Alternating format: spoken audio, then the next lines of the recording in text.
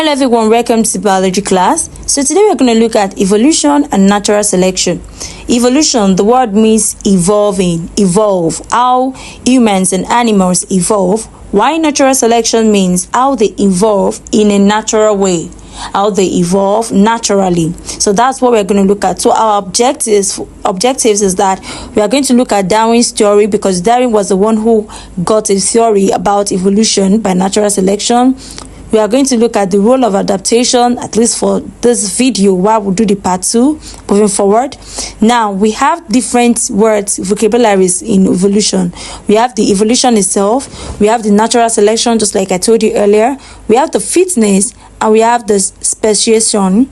Now, for the evolution is the gradual change in a species over many generations as it adapts to new environmental conditions. Natural selection is basically the process where organisms better are adapted to the environment.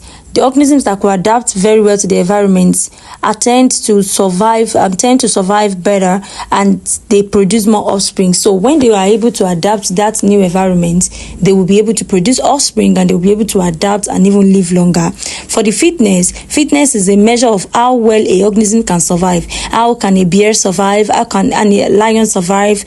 And how it can pass that survival mode to the next offspring with the genes, through their genetics, through their genes, through their traits.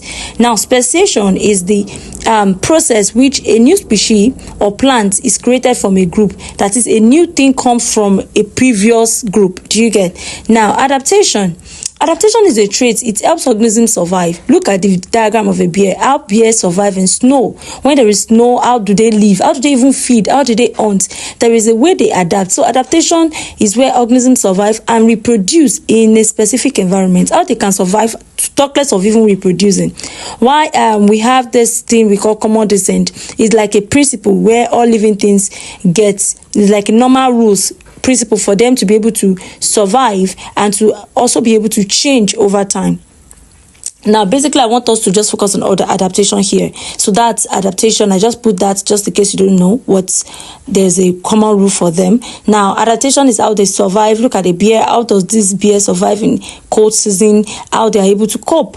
Now, we want to look at a key vocabulary, which is called genetic variation. Is the one that help. If you want to talk about evolution, you cannot escape genetic variation, because it is the difference between individuals of the same species, and it is important for natural selection to occur. So if anything wants to change, if evolution wants to happen, if an organism wants to change to another organism, that is, they want to evolve. Let's say organism with a blue color wants to evolve to green color. It has to happen first from within, which means something inside the blood, inside the gene must change. Now, how does this thing change? It's called genetic variation. So something must change in the gene of that organism. Okay, now Charles Darwin was the one who observed evolution. He knew that, okay, so for example, organism in 2021 are different from the one in 2028.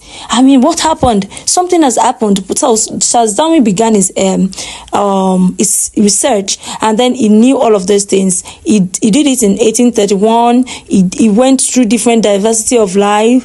He went to Ireland to observe, and he saw tortoise shell shapes, and then he got it from one island and he got it from another island. He basically used tortoise as a practical. He used tortoise as a practical for evolution. So he got a shell from one island. He went to another island to go and pick another shell. Do you see that? So he now compare both shells together and see that, okay, this shell is black, this one is brown, this one is thick, this one is not thick. Do you see what happened there? So that was how you got evolution, which happens in 1831. Okay, in 1831. We are still going to look at the other side. We're still going to continue the process of evolution, but I know you've learned something today. Have a nice day.